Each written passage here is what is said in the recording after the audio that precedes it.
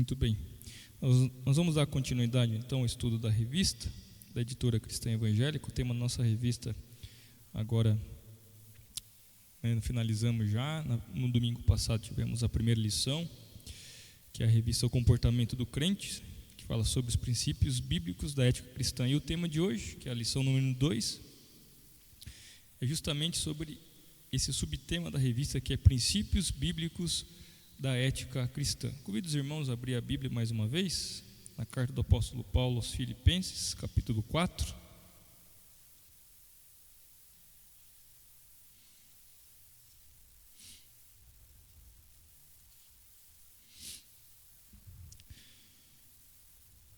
Filipenses, capítulo 4.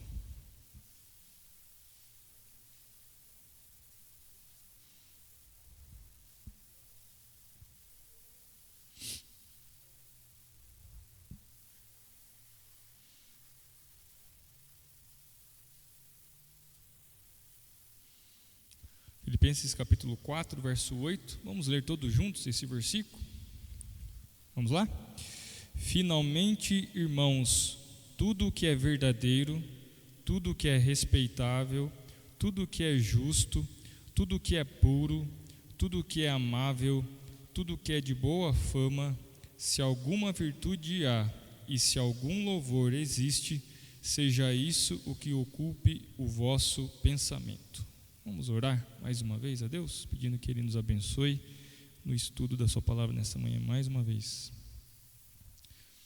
Santo Deus, diante da Sua palavra, nós queremos, como igreja do Senhor, ser alimentados por ela, a ponto, Deus, de compreender a revelação do Senhor, que é a vontade do Senhor, que nós sabemos que ela é boa, perfeita e agradável, como a Sua palavra diz. Que o Senhor nos ensina, nos instrua, e que Seu Santo Espírito, Deus, venha nos dar a verdadeira compreensão a respeito daquilo que o Senhor quer nos ensinar nessa manhã. Que possamos ser cheios do Senhor, ser alimentados mais uma vez pela Sua palavra, e que diante desse estudo nós possamos, ó Deus, trazer reflexões, nos arrepender e viver, ó Deus, de maneira prática aquilo que temos ouvido a respeito da palavra do Senhor. Nós rogamos a Ti em nome de Jesus Cristo. Amém. Então, na primeira lição que nós tivemos, foi feito um paralelo entre doutrina e a ética cristã. E a ética cristã, como nós estudamos, ela se relaciona com o comportamento, no caso cristão. Então, nós vamos estudar a ética lá fora e vai falar sobre comportamento. E quando nós trazemos agora esse tema no nosso contexto, nós estamos tratando aqui sobre o comportamento do cristão, daquele que serve a Cristo, independente de placa de igreja, aquele que se autodenomina ou se denomina cristão. Então, nós tratamos sobre doutrina, no caso, o pastor, ele foi a primeira aula que ele lecionou, e as duas coisas, elas andam de mão dadas. Então, quando nós falamos de doutrina e ética cristã, sobre comportamento cristão, nós temos que tratar essas coisas juntas, no mesmo contexto. E o apóstolo Paulo, nesse texto que nós lemos, nesse versículo, ele vai tratar aqui sobre essas palavras que agora, trazendo para o nosso contexto agora desse tema de ética cristã, que são esses 6 princípios que nós acabamos de ler aqui. E parece ser, isso é um consenso comum, que existe uma certa lei da vida em que se um homem pensa em algo com frequência, ou seja, você pensa aquilo diariamente, vai chegar um momento em que você não vai conseguir desejar outra coisa, então aquilo te consome. Então, com alguma preocupação, em certos períodos da nossa vida nós nos esforçamos em alguma coisa, então aquilo você passa a desejar aquilo e passa a fazer parte da sua vida. Isso faz parte do comportamento cristão. Então, isso pode ser relacionado ao trabalho propriamente dito. Às vezes você nem dorme pensando em relação ao trabalho, em relação a algum problema de saúde. Então, se você pensar com frequência aquilo, você vai passar a fazer parte daquilo. Aquilo vai te consumir. E é por isso então que o apóstolo Paulo aqui, há muitos anos, milhares de anos, 2000 anos, ele traz aqui algumas palavras aqui em relação a princípios cristãos, bíblicos, aquilo que o cristão deve pensar. Então, o cristão deve pensar em coisas dignas, que nós acabamos de ler aqui algumas palavras. O apóstolo Paulo, lá em Colossenses capítulo 3, verso 1 e 2, ele diz: portanto, se fosse ressuscitados juntamente com Cristo, buscai as coisas lá do alto, onde Cristo vive, assentado à direita de Deus. Pensai nas coisas lá do alto, não nas que são aqui da terra. Parece algo difícil de nós vivermos, porque nós vivemos na terra, fazemos parte da sociedade em que existe trabalho, existe deveres, obrigações, e é difícil você não focar nas coisas aqui da terra. Mas o apóstolo Paulo aqui nos ensina que nós devemos pensar nas coisas lá do alto e não nas que são daqui da terra, ou seja, nas coisas terrenas. Nós podemos fazer as coisas aqui no nosso trabalho, exercer o nosso mandato cultural, exercer nossa criatividade, trabalhar, fazer aquilo que Deus nos mandou, nos ordenou lá em Gênesis já, em cultivar a terra, em trabalhar, mas ao mesmo tempo com os pensamentos nas coisas do alto, ou seja, onde Cristo vive. Porque o apóstolo Paulo aqui em Colossenses 3, ele nos ensina que nós fomos ressuscitados em Cristo. Então, uma coisa que parece ser desconecta de nós, estamos aqui, nem morremos ainda, e o apóstolo Paulo já considera que quando Cristo ele morre e ressuscita, nós já estávamos em Cristo. Nós morremos em Cristo, ressuscitamos em Cristo, e é por isso que nós devemos pensar onde Cristo está, onde Cristo vive, que ele diz que está assentado à direita de Deus. Então é por isso que nós devemos pensar nas coisas lá onde ele está, ou seja, nas coisas relacionadas ao reino celestial, ao reino de Deus, e não nas coisas terrenas. Dito isso, meus irmãos, nós temos que fazer uma distinção entre aquilo que é costume ou tradição e aquilo que é princípio bíblico.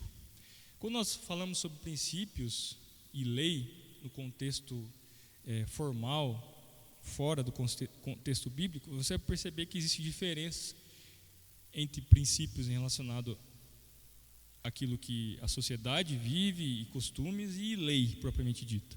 Aqui, quando nós lemos a palavra de Deus, princípios e lei, elas se confundem, são a mesma coisa, ou seja, são os mandamentos de Deus. Quando nós falamos sobre a lei de Deus, não se limita apenas aos 10 mandamentos, mas toda a palavra de Deus, são os princípios da palavra de Deus, as ordenanças da palavra de Deus, as quais nós devemos cumprir com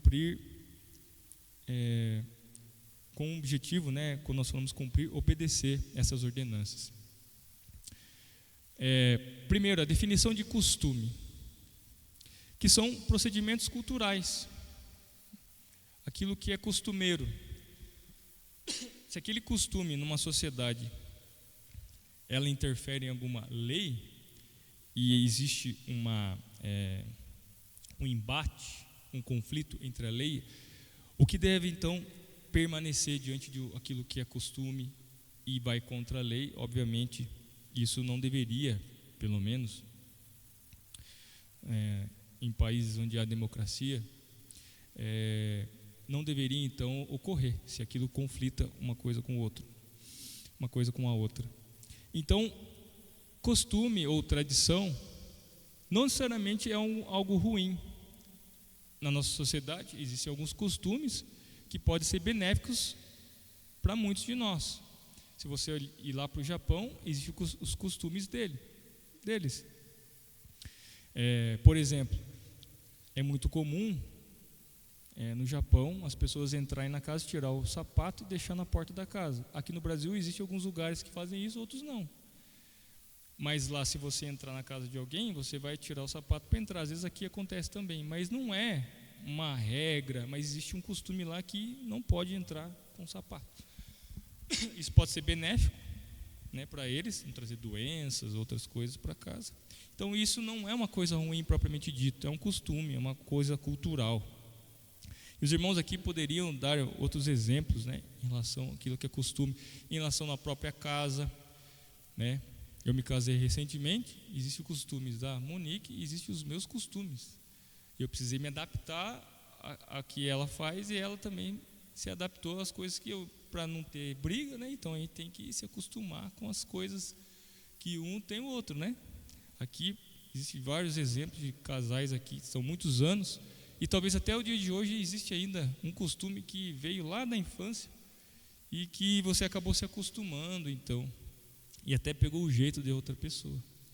Então, existem costumes, tradições que nós, isso vem não só da nossa nacionalidade, mas também da nossa família. Nós trazemos conosco esses costumes. Então, primeira definição para diferenciar aqui entre a palavra costume e princípio. Costume, então, os costumes são procedimentos culturais, são ocasionais. Algum irmão pode abrir em Mateus capítulo 15, verso 2, que trata de uma tradição dos fariseus? Quem achar pode ler, por gentileza.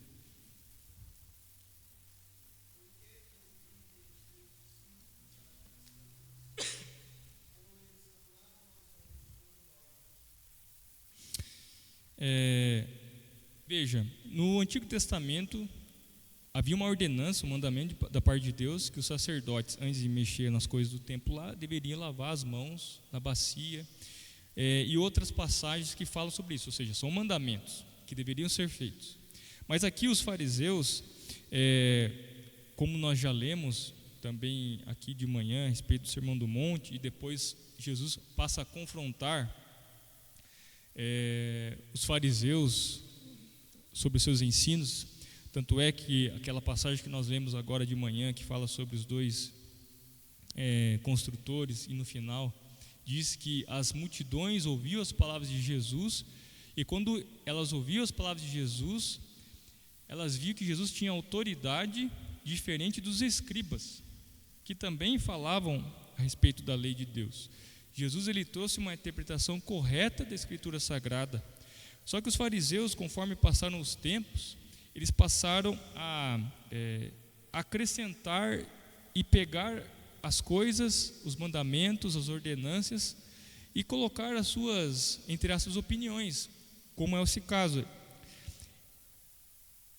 Eles confrontam, os fariseus confrontam Jesus dizendo: por que seus discípulos não lavam as mãos? É como se fosse assim, lá no Antigo Testamento o sacerdote lavava a mão com o intuito de purificação, uma cerimônia de purificação. Mas o que os fariseus estavam ensinando é que quando eles iam na feira, ia trabalhar com outras pessoas que não faziam parte da sua cultura judaica, se eles se relacionassem com essas pessoas, tinham que chegar na casa, lavar a mão com o intuito de purificação. E Jesus diz então que o que contamina no homem não é o que entra pela boca, né? E Jesus então confronta e dá a interpretação correta. Então é possível você ter um costume, uma tradição que, entre aspas, parecia ser bíblica, mas a verdade é uma interpretação totalmente fora da palavra de Deus, e que esse tipo de costume aqui, apesar de ser uma maneira também de higiene pessoal, pode ser boa, mas quando nós referimos aqui que os fariseus estavam usando a palavra de Deus para assim obrigar os discípulos, dizendo: olha, estão pecando porque não estão lavando as mãos, daí se torna errado. Então os costumes, de acordo com cada situação, cada caso, eles podem ser bons ou também eles podem ser ruins. Então esse é o primeiro texto aqui para nós falarmos a respeito de essa distinção. O segundo, sobre os princípios. Agora, princípios, eles são as leis de Deus, as ordenanças de Deus, aquilo que Deus nos ordena, nos ensina. Então, eles são princípios estabelecidos por Deus. Então, mais um texto. Algum irmão pode abrir em Atos, capítulo 4, verso 12.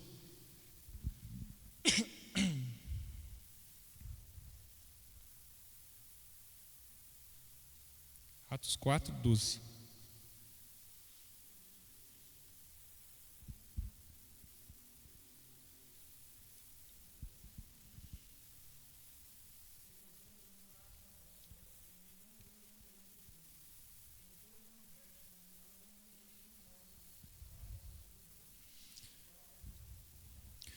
Então o costume ele pode ser negociável, o costume ele pode se alterar, mas quando nós referimos a princípios, às ordenanças, aos mandamentos relacionados à palavra de Deus, eles são eternos, eles não se alteram, eles são negociáveis. Aqui Pedro e João, né, eles estão testemunhando diante do Sinédrio, que é essa passagem de Atos capítulo 4, verso 12, dizendo que o princípio da salvação está em nosso Senhor Jesus. Então, não existe salvação fora do Senhor Jesus. Não existe outro, não há debaixo do céu, não existe nenhum outro nome entre os homens pelo qual importa que sejamos salvos. Então, isso não se altera. Não é possível você ser salvo por intermédio de qualquer outra coisa que não seja o Senhor Jesus. Então, é algo que não se altera, diferente do costume. Então, quando nós falamos sobre ética, sobre o comportamento cristão, existem costumes e também existem princípios. Então, os costumes eles podem variar de acordo com o contexto cultural ou profissional de cada um de nós. Agora, quando nós nos referimos a princípios, e também as pessoas dizem valores, e esses valores estão baseados na palavra de Deus, veja que o apóstolo Paulo, então, trata desse assunto aqui que nós lemos em Filipenses 4:8, como princípios, como ordenanças. Você vê aqui que o apóstolo Paulo diz no final, né, do verso 8, seja isso que ocupe o vosso pensamento. Ou seja, é nisto pensar em outras tradições. Então, aqui o nosso texto-chave, né, que é Filipenses 4:8, ele vai estabelecer esses 6 princípios aqui, nós vamos falar um pouco de cada um deles.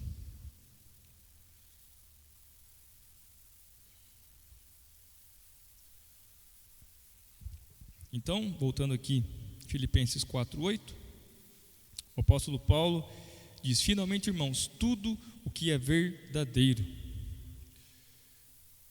Em Efésios 4:15 diz: mas seguindo a verdade em amor, cresçamos em tudo naquele que é a cabeça, Cristo. Então, o primeiro princípio da ética cristã, do nosso contexto aqui, ele parte da verdade. Então, no mundo pluralista, no mundo relativista, em que não existe verdade absoluta, mas cada um tem a sua verdade, cada um tem a sua crença. Então, as pessoas dizem que nós não devemos interferir, apesar de isso ser uma grande mentira, porque tem que existir uma verdade, né? No fim das contas, chegará em um momento que algo vai prevalecer. Então, no mundo, quando nós olhamos para o mundo, há muitas coisas enganosas, ilusórias. E quando nós vemos para o mundo, nós vemos que ele promete muita coisa, mas como nós já estudamos, né, lá atrás, em relação à filosofia, o quão eles, ao mesmo tempo, tentam ensinar coisas a respeito da vida e ao mesmo tempo chegam a conclusões que não faz sentido muito a vida, né? Muitos deles já chegaram à conclusão que é muito sofrimento. Paulo aqui ele destaca esse princípio da verdade quando ele exorta os efésios também, né, que nós acabamos de ler aqui, ó, seguindo a verdade em amor.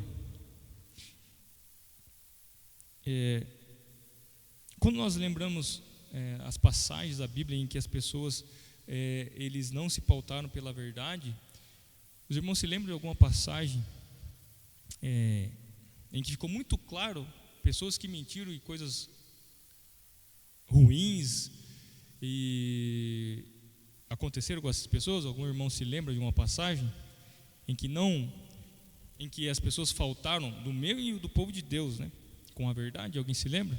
O irmão podia falar? Conhece alguém que mentiu na Bíblia? É a passagem, acho que principal que vem na nossa... Alguém se lembra mais de uma passagem?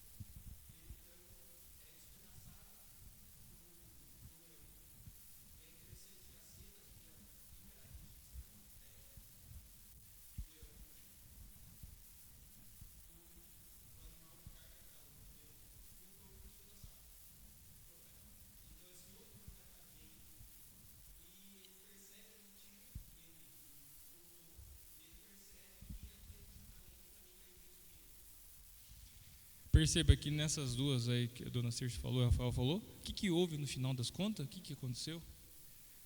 Morte, né? Morte.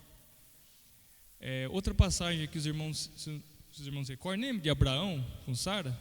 Desce até o Egito, né? Chegando lá, o que Abraão fala lá? Porque ele estava com medo.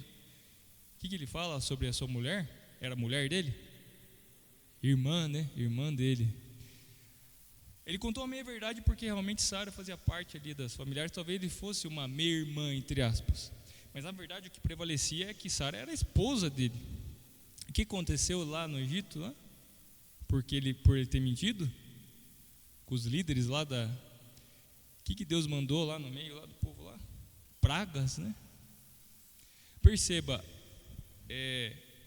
por isso que nós estamos tratando aqui, o apóstolo Paulo inicia aqui com a verdade. Nós somos pautados pela verdade, meus irmãos. E quando nós falamos aqui sobre verdade, nós temos que olhar para as passagens. Existem outras passagens, lembra de José, os irmãos de José mentindo para o pai que ele tinha sido morto, o que aconteceu, né? Saber as consequências quando nós não vivemos e pautamos pela verdade. Então aqui os irmãos poderiam trazer tantos exemplos do trabalho, né?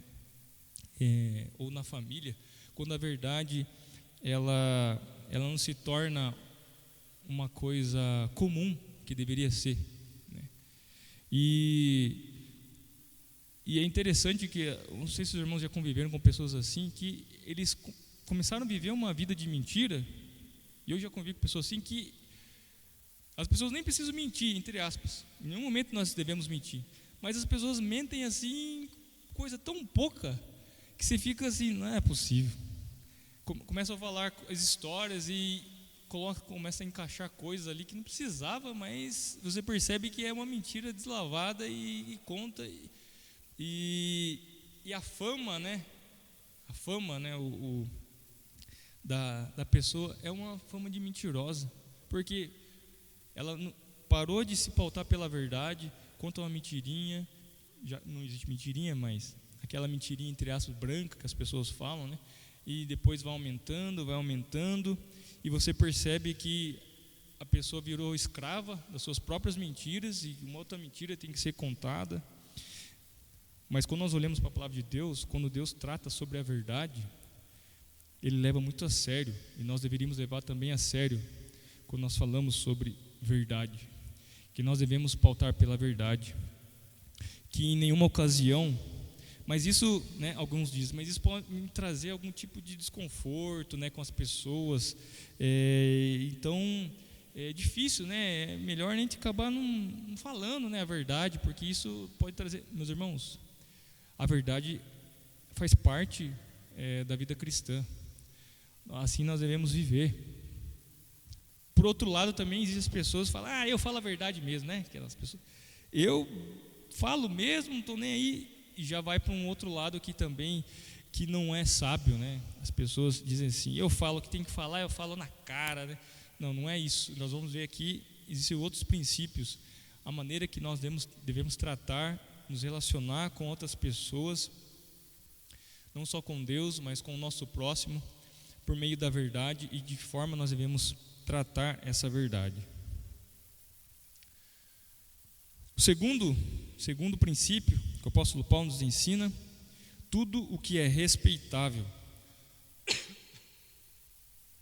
Aqui, a palavra respeitável que nós lemos aqui na revista Almeida, revista atualizada, na NVI ele trata com uma outra palavra que é honesto, que também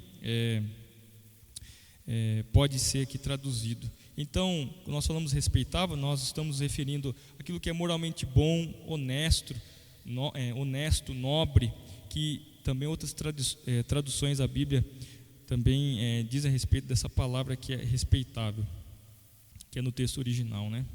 Então, quando isso é aplicado ao homem, a você e a mim, então descreve alguém que vive como se todo este mundo fosse templo de Deus.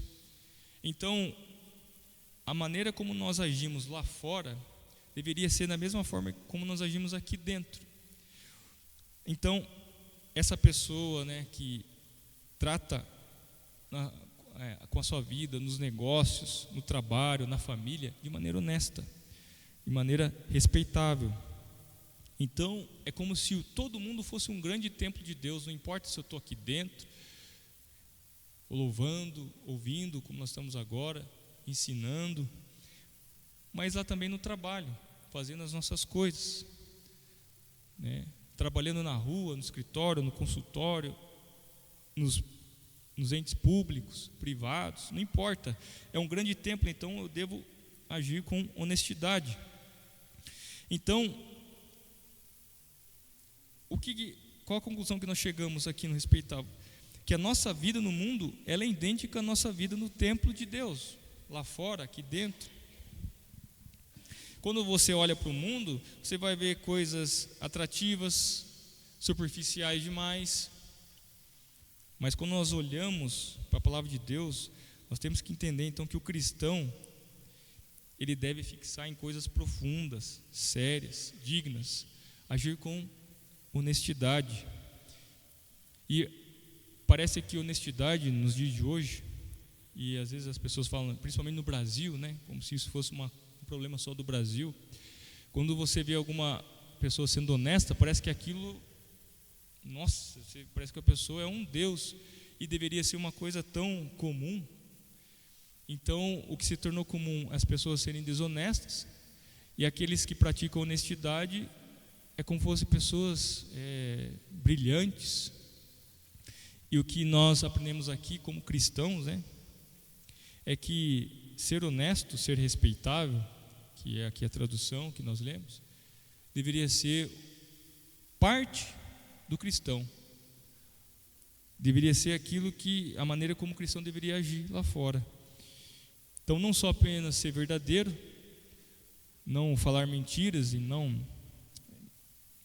ser omisso nos momentos que nós devemos falar a verdade, mas também viver de maneira respeitável, de maneira honesta. Terceiro princípio. Algum irmão gostaria de falar alguma coisa? Até aqui? Tudo o que é justo. Existe, meus irmãos, um termo, aqui que nós lemos no texto original, que é chamado dikaios, ou dikaios, que é quando aparece a palavra justo ou justiça, ou quando se refere a Jesus como justo, que esse termo aqui, ele define o homem justo, essa palavra dikaios. Não sei se eu coloquei aqui. Não coloquei. O que significa essa palavra? É o que dá a Deus e aos homens o que é devido.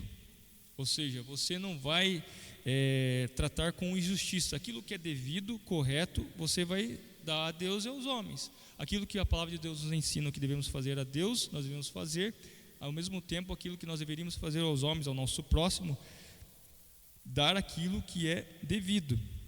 Então, em outras palavras, essa palavra justo ou dikaios é a palavra de dever assumido, realizado. Existem pessoas, infelizmente, que vão colocar os seus pensamentos nos prazeres do mundo, então se esquece o que é devido a Deus, o que é devido ao próximo, e acaba então faltando com esses deveres a Deus, e acaba cometendo injustiça, não só com Deus, mas também com a sociedade que você convive. E é comum isso acontecer no nosso trabalho, nos nossos negócios, na própria família.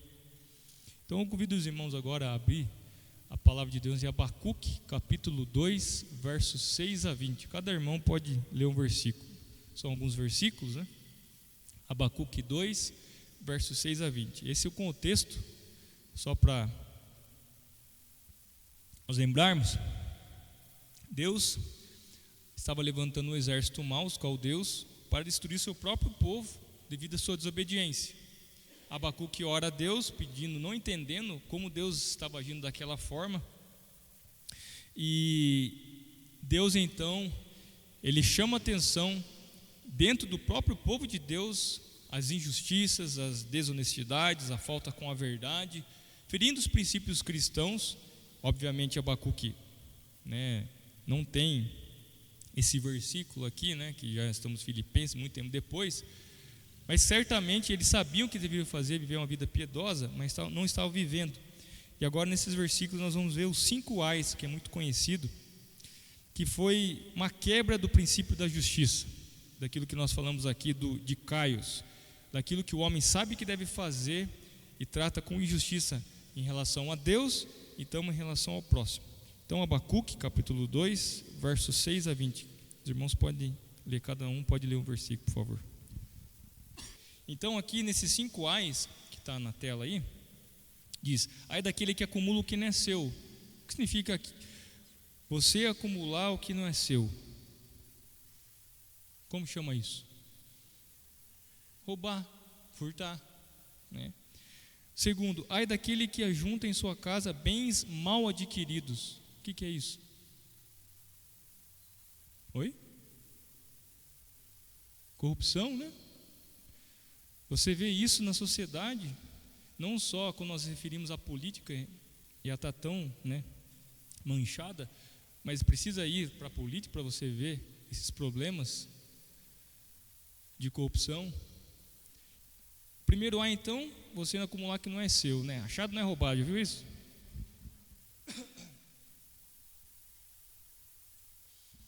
E às vezes nós ensinamos até os filhos a como viver dessa forma.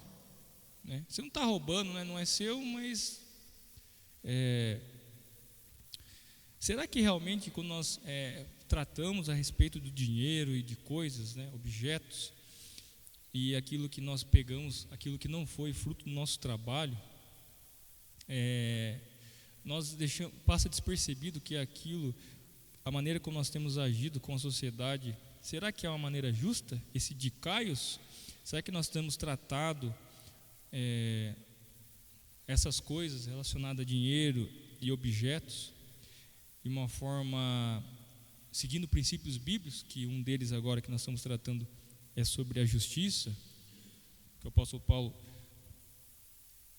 fala sobre tudo que é justo.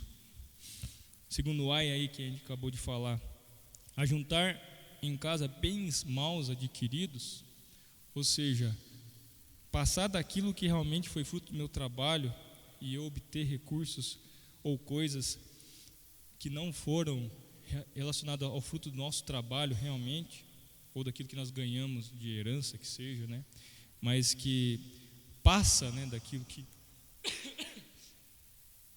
nós tratamos como justo.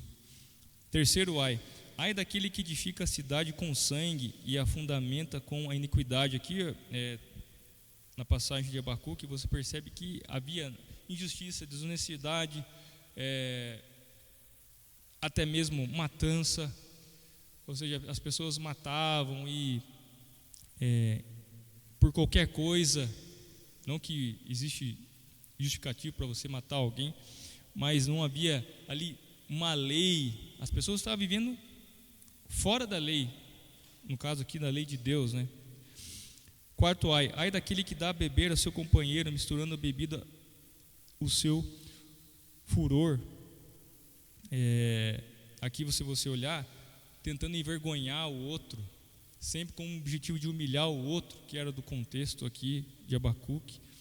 E no quinto ai daquele que diz a madeira, a corda e a pedra muda desperta, ou seja, um problema de idolatria, que ele estava seguindo outros deuses, adorando outros deuses, além do único e verdadeiro Deus. Então você percebe aqui, nesse princípio, tudo o que é justo, o problema que os cristãos, ou no caso aqui, os judeus, estavam vivendo e não estavam praticando, vivendo esses princípios da palavra de Deus, quando se refere àquilo que é devido a Deus e aquilo que é devido à sociedade ou aos homens. Isso faz parte da ética cristã, do nosso comportamento como cristãos. Os irmãos gostariam de falar mais alguma coisa, algum exemplo, em relação àquilo que nós falamos sobre o que é justo? Que não foi falado aqui, que às vezes acaba enriquecendo nossa aula aqui? Já presenciaram alguma coisa desse tipo?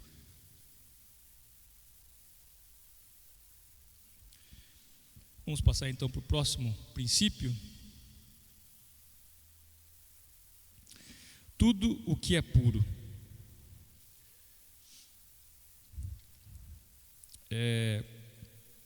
Quando a Escritura Sagrada ela trata dessa palavra pureza, geralmente ela está relacionada àquilo que é imoral, ou seja, algo impuro é algo imoral.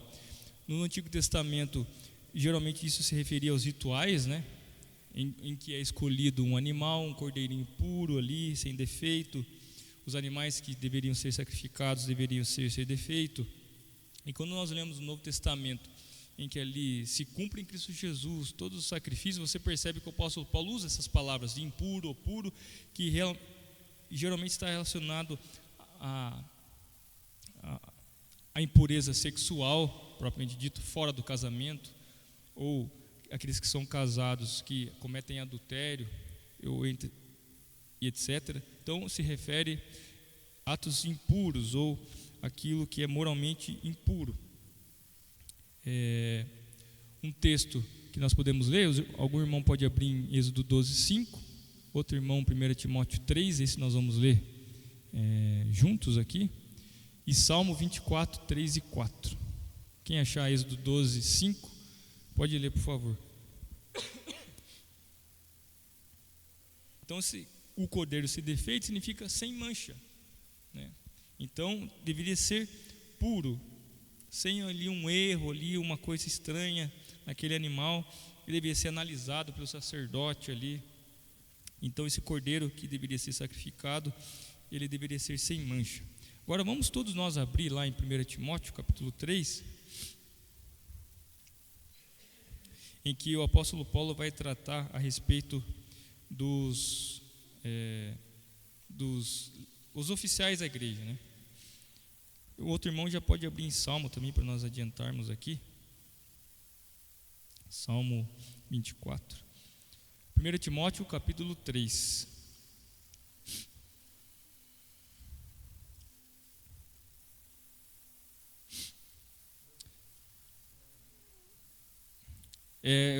Verso 1 ao 10. Fiel é a palavra, se alguém aspira ao episcopado, excelente obra almeja. É necessário, portanto, que o bispo seja irrepreensível, esposa de uma só mulher, temperante, sóbrio, modesto, hospitaleiro, apto para ensinar. Outro irmão pode ir lendo, por favor.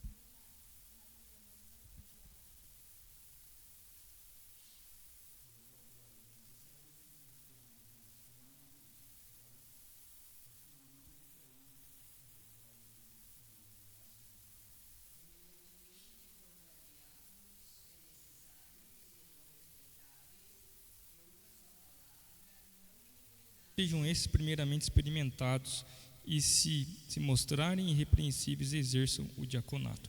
Bom, aqui trata das qualificações, né? Tanto para presbítero e diácono. O que significa, quando nós lemos aqui todas essas características que um homem deve ter para ocupar esse cargo oficial na igreja? Aqui nós falamos sobre a ética do obreiro. Não é apenas um princípio, qualificações que um homem que vai ser votado numa assembleia para ser presbítero ou diácono, mas para todos, homens, mulheres, crianças, jovens, todos devem ter essas características. Então, quando fala sobre impuro ou pureza, isso é necessário, então, que o presbítero ou bispo ele seja irrepreensível, não tenha mancha. Nesse sentido aqui, então, que o apóstolo Paulo ele fala sobre pureza. Salmo 24, 3 e 4, se algum irmão pode ler, por favor.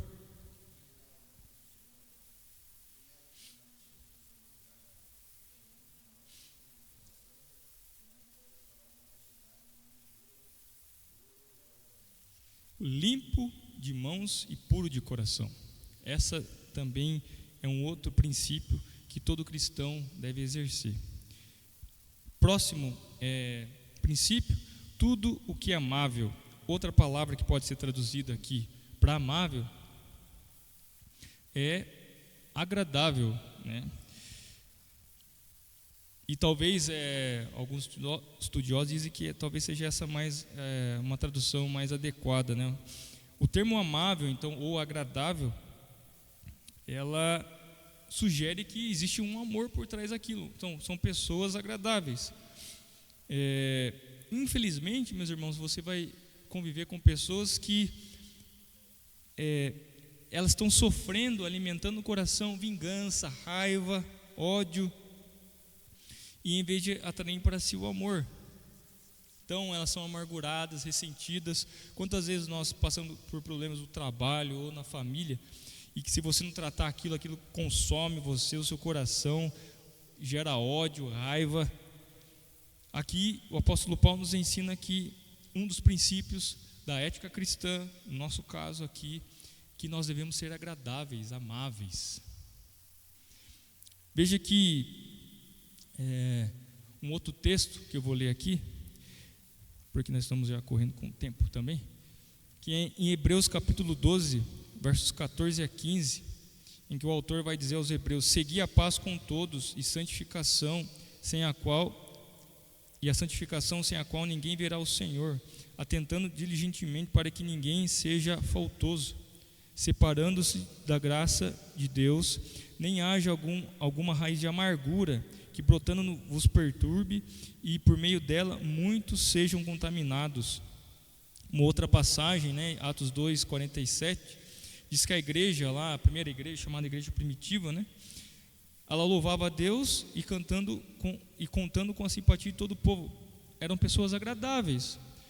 E infelizmente, quando nós convivemos com alguns cristãos, são pessoas que você não tem muita vontade de conversar, porque é amargurada, volta e meia, volta o passado e está nutrindo ali raiva no coração. Então, como está escrito ali, né? Em vez de atrair para si o amor, atrai amargura e ressentimento. E isso, meus irmãos, nós deveríamos tratar no nosso coração e saber que esse é um princípio.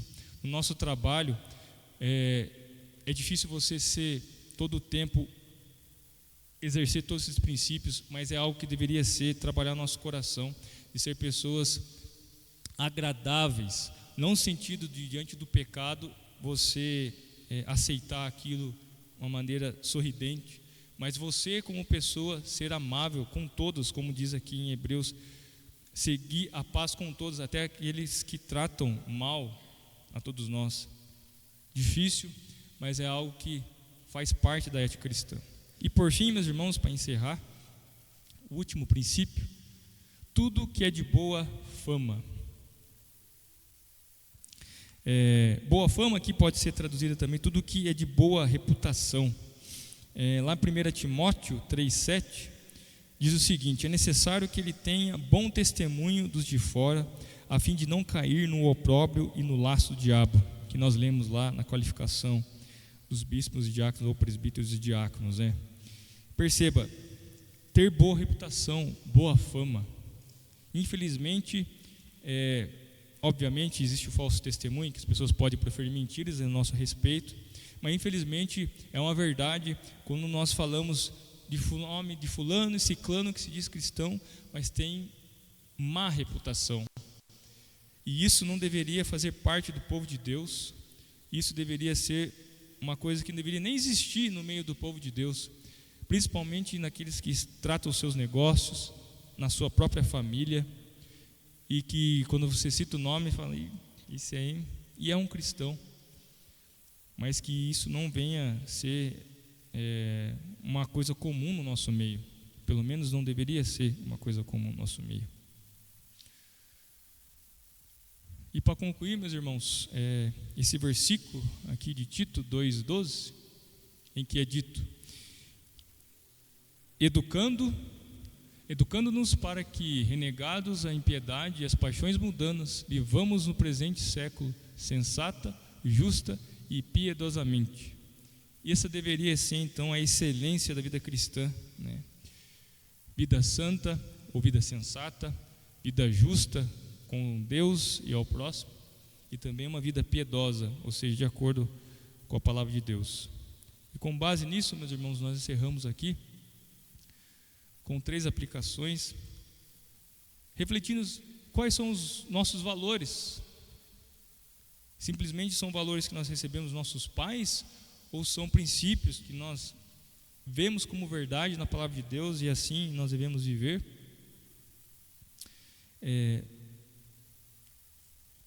Tanto dentro da igreja ou fora da igreja, nós somos a mesma pessoa no sentido de ouvir e praticar lá fora aquilo que temos ouvido, e chegar à conclusão se realmente nós estamos vivendo uma vida cristã agradável diante de Deus, excelente diante de Deus, de acordo com a Escritura Sagrada. Que Deus nos ajude, meus irmãos, nesse mundo tenebroso, muitas vezes desonesto, onde a honestidade e a justiça muitas vezes é rara, mas como nós lemos aqui, faz parte da nossa vida, ou a nossa vida é uma vida assim de adoração a Deus, aqui dentro, lá fora, e que nós devemos viver de forma verdadeira, justa, né? Agradável, amável, procurando paz com todos, porque sabemos que o controle não está nas nossas mãos, está nas mãos de Deus. Se isso vai nos afetar, se isso vai nos causar algum tipo de prejuízo, porque às vezes isso pode acontecer, infelizmente no nosso país, às vezes ser honesto pode ser prejuízo, né? Mas o nosso sustento depende deste mundo, o nosso sustento depende de Deus, e é dessa forma que nós deveríamos viver. Que Deus nos abençoe. Amém? Passar para os versículos. Qual a primeira sala? Soldadinhos?